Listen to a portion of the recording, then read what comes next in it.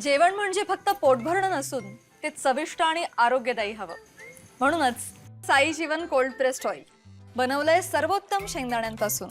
ना केमिकल्स ना उष्णता, झिरो कोलेस्ट्रॉल आणि ट्रान्सफॅट फ्री.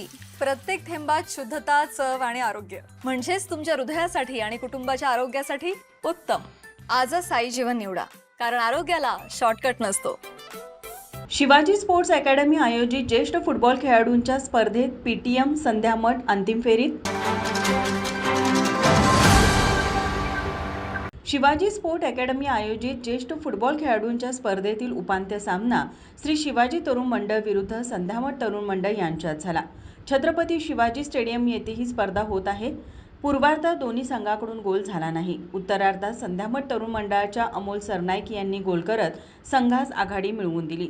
हीच आघाडी संपूर्ण वेळेत कायम राहिल्याने हा सामना संध्यामठ तरुण मंडळाने श्री शिवाजी तरुण मंडळाचा 1-0 गोलने पराभव करत अंतिम फेरीत प्रवेश केला.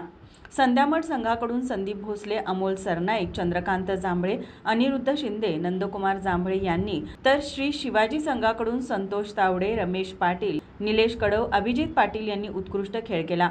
तसेच सामन्यात उत्तरार्धात संग्राम शिंदे गैरवर्तनाबद्दल मुख्य पंच किरण साळुंखे यांनी रेड कार्ड दाखवले.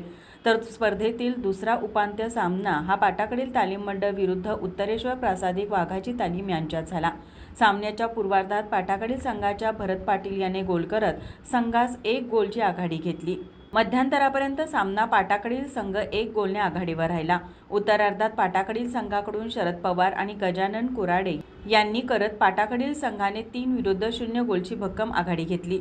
संपूर्ण वेळेत हीच आघाडी राहिल्याने सामना पाटाकडील संघाने उत्तरेश्वर प्रासादिक वाघाची तालीम संघाचा 3-0 गोलने पराभव करत अंतिम फेरीत प्रवेश केला.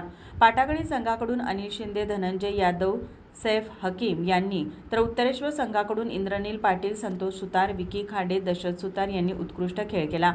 उद्या अंतिम सामना पाटाकडील तालीम मंडळ विरुद्ध संध्यामठ तरुण मंडळ यांच्यात दुपारी 4 वाजता होणार आहे. माझा महाराष्ट्र न्यूज, कोल्हापूर.